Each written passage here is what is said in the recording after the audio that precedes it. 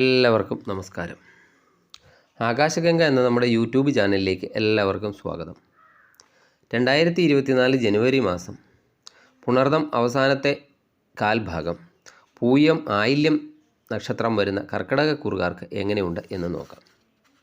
ഞാനിവിടെ പറയുന്നത് ജനുവരി മാസം ഗ്രഹങ്ങൾ വ്യത്യസ്ത രാശിയിൽ നിൽക്കുമ്പോഴുള്ള ചാരഫലമാണ്.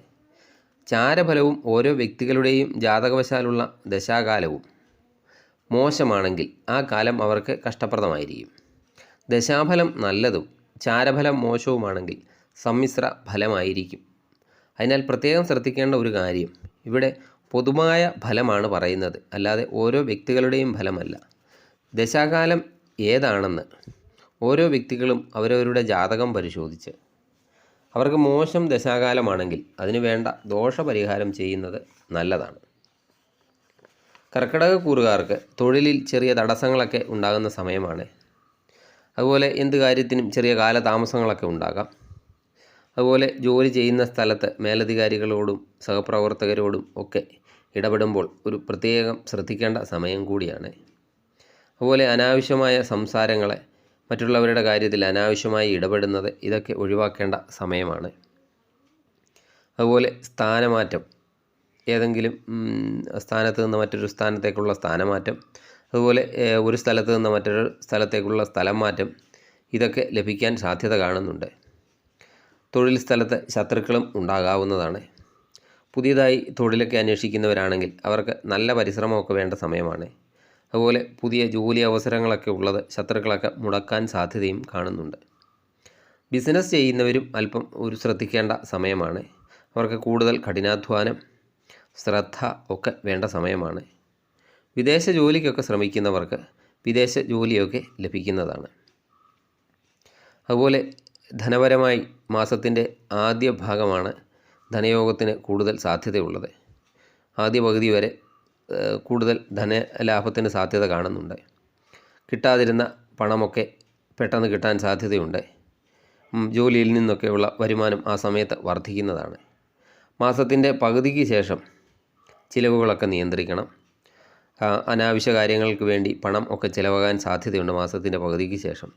അതുപോലെ യാത്രകളൊക്കെ ഉണ്ടാകുന്നതാണ്. ആ യാത്രകൾ നിമിത്തമൊക്കെ പണച്ചെലവുകൾ കൂടുതൽ ഉണ്ടാകുന്നതാണ്. അങ്ങനെയുള്ള കാര്യങ്ങളൊക്കെ ശ്രദ്ധിക്കണം. അല്ലെങ്കിൽ വരവ് ചെലവ് കണക്കുകളൊക്കെ ബാലൻസ് ചെയ്ത് കൊണ്ടുപോകാൻ അല്പം ബുദ്ധിമുട്ട് നേരിടുന്നതാണ്. വിദ്യാർത്ഥികൾക്ക് അനുകൂലമായ ഒരു സമയമാണ്. മത്സര പരീക്ഷകളിലുമൊക്കെ മറ്റും നല്ലതുപോലെ ശോഭിക്കാൻ കഴിയുന്നതാണ്.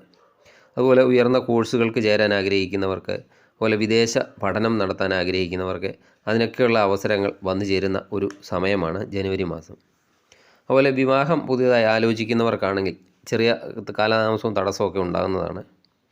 അതുപോലെ സ്വന്തം ജനങ്ങളെക്കൊണ്ടും ബന്ധുക്കളെക്കൊണ്ടും സുഹൃത്തുക്കളെക്കൊണ്ടും ഒക്കെ എന്തെങ്കിലുമൊക്കെ ചെറിയ പ്രശ്നങ്ങളൊക്കെ ഉണ്ടാകാൻ സാധ്യത ജനുവരിയിൽ കാണുന്നുണ്ട്. ശത്രുക്കളൊക്കെ അല്പം വർദ്ധിക്കുന്നതാണ്. അതുപോലെ ഏതെങ്കിലും ഒരു ബന്ധുവിൻ്റെയോ സുഹൃത്തിൻ്റെയോ ഒക്കെ വിയോഗമുണ്ടാകാൻ സാധ്യത കാണുന്നുണ്ട്.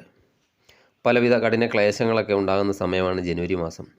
അതുപോലെ കുടുംബജീവിതത്തിലും അല്പം ശ്രദ്ധിക്കേണ്ട സമയമാണ്.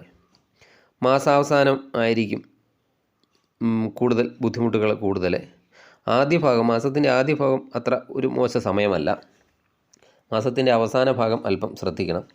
ആരോഗ്യകാര്യത്തിലും അല്പം ശ്രദ്ധിക്കേണ്ട സമയമാണ്. എന്തെങ്കിലുമൊക്കെ രോഗത്തിന് ചികിത്സയിലുള്ളവരാണെങ്കിൽ അത് കൃത്യമായി മരുന്നുകളൊക്കെ മുടക്കാതെ ഉപയോഗിക്കേണ്ടതാണ്. അതുപോലെ ജലദോഷം, വാതരോഗം, ദന്തരോഗം, അതുപോലെ വയറിന് എന്തെങ്കിലുമൊക്കെ തരത്തിലുള്ള അസുഖങ്ങൾ ഒക്കെ ഉണ്ടാകാൻ സാധ്യതയുണ്ട്.